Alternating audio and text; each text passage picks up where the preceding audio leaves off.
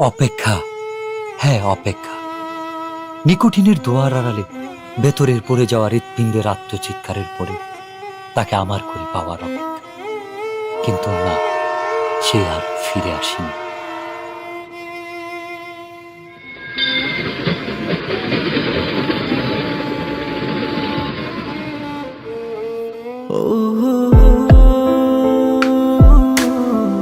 তবে এসেছিল এই পাহাড়ের পাদদেশে আজ থেকে অনেক বছর আগে, সন্তের জেগেরা সীমান্তবর্তী জেলা শেরপুরের প্রত্যন্ত একটি গ্রাম।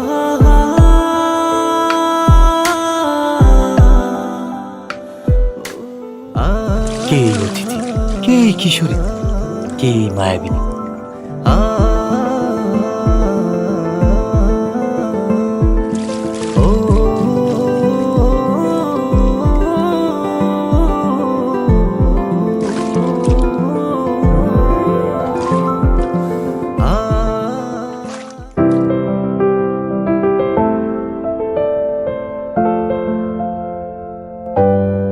যার বিরহের অনলে পড়ে স্বপ্নের মতোই বদলে গেল এক যুবকের জীবনের গল্প।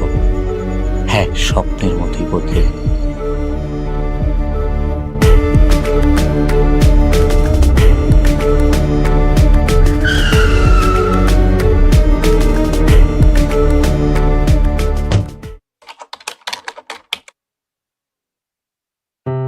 খেলাধুলা আর ঘোরাফেরাতে বিভোর হয়ে থাকা ছেলেটার জীবনেও এসেছিল প্রেম।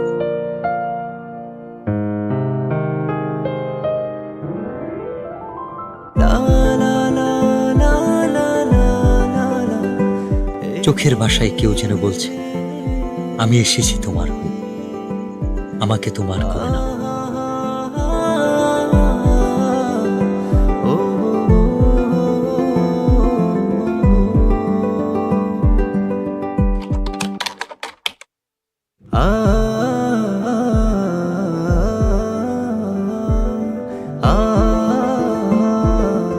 যার সন্ধানে দিন থেকে রাত, সকাল থেকে সন্ধ্যা,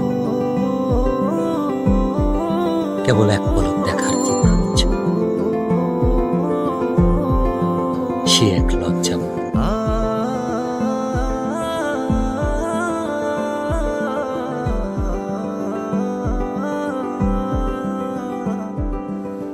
এক অদ্ভুত ভালো লাগা, যার অনুভূতি ব্যাখ্যা করা কঠিন।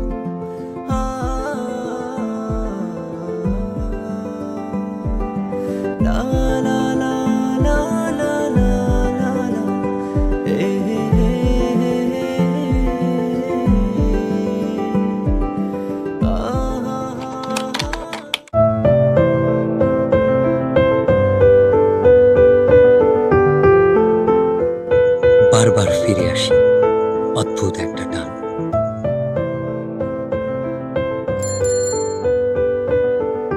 কিভাবে বুঝাই তাকে যা বলতে চেয়েও পারিনি।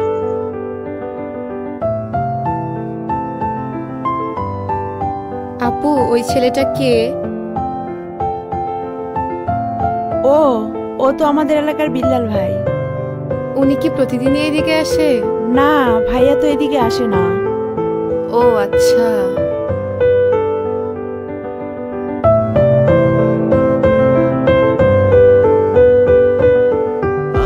অপেক্ষার প্রহর যেন কাটছেই না। বলতে ইচ্ছে হয়, তবে সুযোগ নেই কাছাকাছি আসা।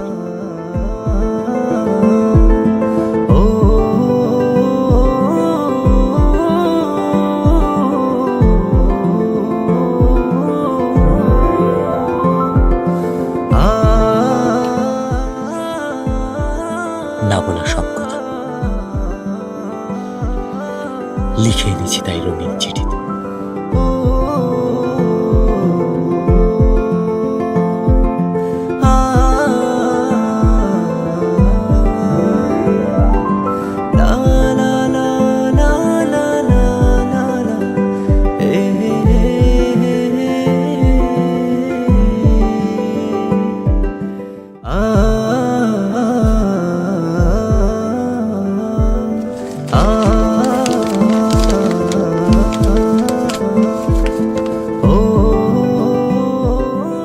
আমার লেখা প্রথম চিঠি, নাম না জানা একজন কিকের।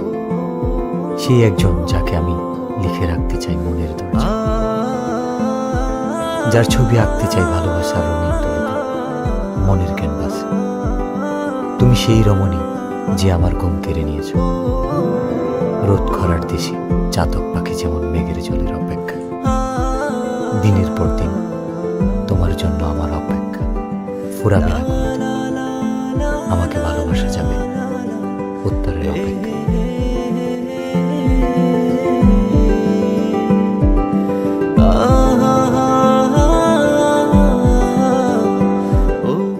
ভর দুপুরে অপেক্ষা, কৌতূহল, উৎকণ্ঠা, অস্থিরতা মনের দরজায় কেউ বুঝি কড়া নেড়েছে।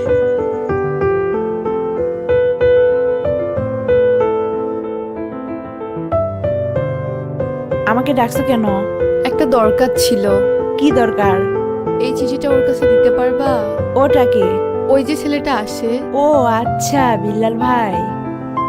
আচ্ছা দাও। বিল্লাল ভাইয়ের কাছে তো পৌঁছে দিতে পারবো না, কিন্তু ভাইয়ের সাথে যে ছেলেটা থাকে নুসান, ওর কাছে পৌঁছে দিতে পারবো। আচ্ছা, যেভাবেই হোক চিঠিটা পৌঁছে দিও। আচ্ছা আচ্ছা, ঠিক আছে। ভাই, ইদানিং খেলতে যাও না, ব্যাপারটা কি?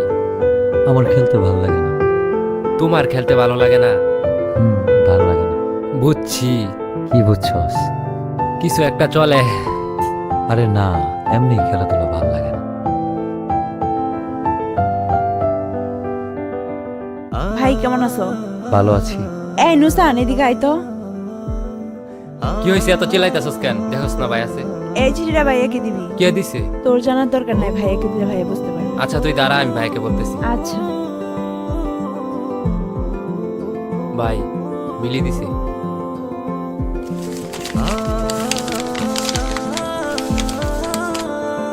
আমিও প্রথমবারের মতো চিঠি লিখলাম, যার ভাবনায় শুধু আমিই থাকি, যে আমার জন্য পাখির মতো ছটফট করে, যার কল্পনা এবং বাস্তবে মনের দরজায় আমিই করা নারী।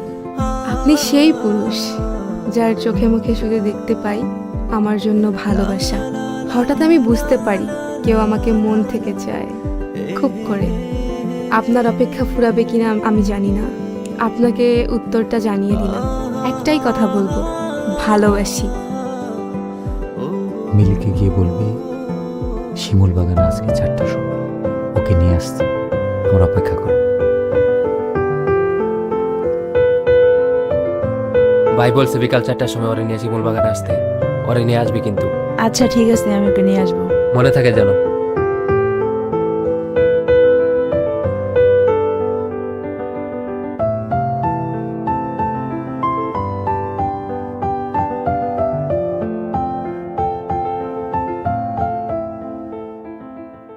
আচ্ছা তুই থাক।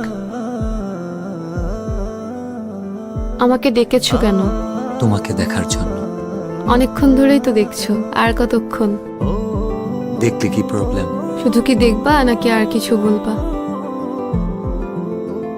I love you.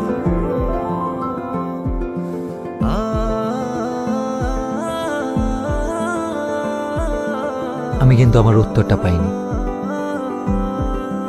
এটা আমি আমার কাছে সারা জীবন রেখে দিব।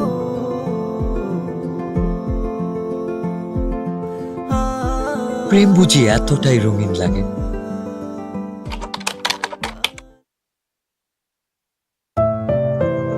তবে রঙিন দিনগুলো হারিয়ে গেল কুয়াশা ভেজা সকালের ন্যায়। কে জানতো এই দেখাটাই হবে শেষ দেখা।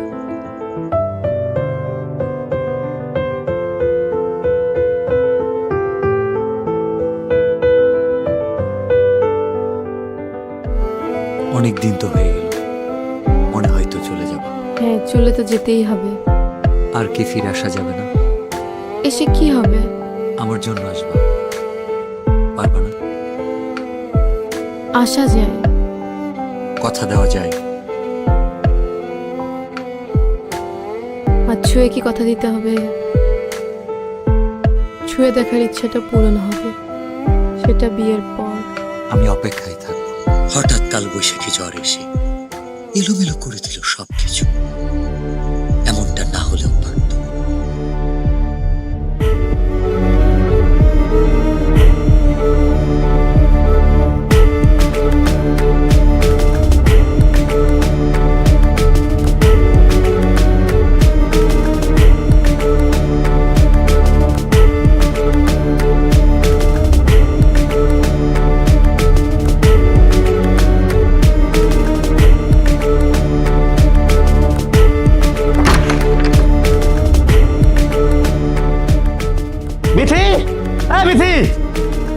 চিল্লাচ্ছ কেন? তোর বোন কি এলাকায় ঘুরতে আসছে নাকি আমার মান সম্মান নষ্ট করতে আসছে? কেন? আমার বোন কি করছে? এই তোর বোন বিল্লালের সাথে কি করে? ওর সাথে আমি যেন না দেখি।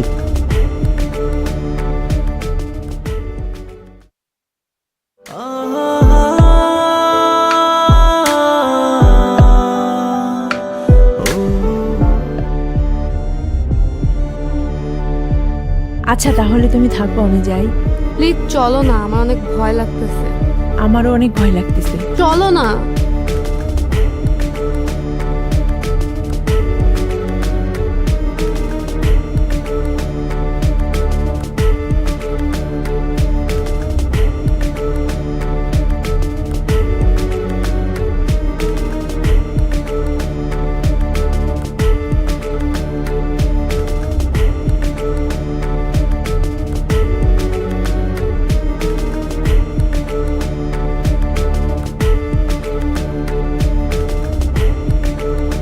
তোকে যেন আর কারোর সাথে মিশতে না দেখি, আর কালকে সকালেই তুই চলে যাবি।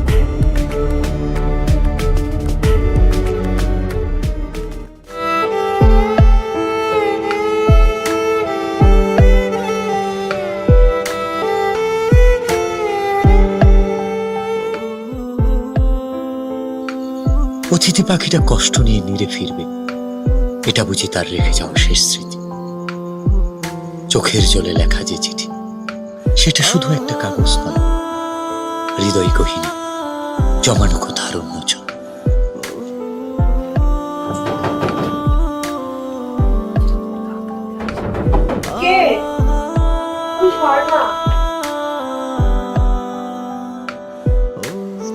এত রাতে তুমি এখানে? মিলি, আমি বুঝতে পারিনি আমার জন্য তোমাকে এত কথা শুনতে হবে। আমাকে মাফ করে দিও, আমি কালকে চলে যাচ্ছি। আর পারলে তোমার ভাইয়াকে এই চিঠিটা আর আমার এই শেষ স্মৃতি দুইটা পারলে তোমার ভাইয়াকে দিয়ে দিও।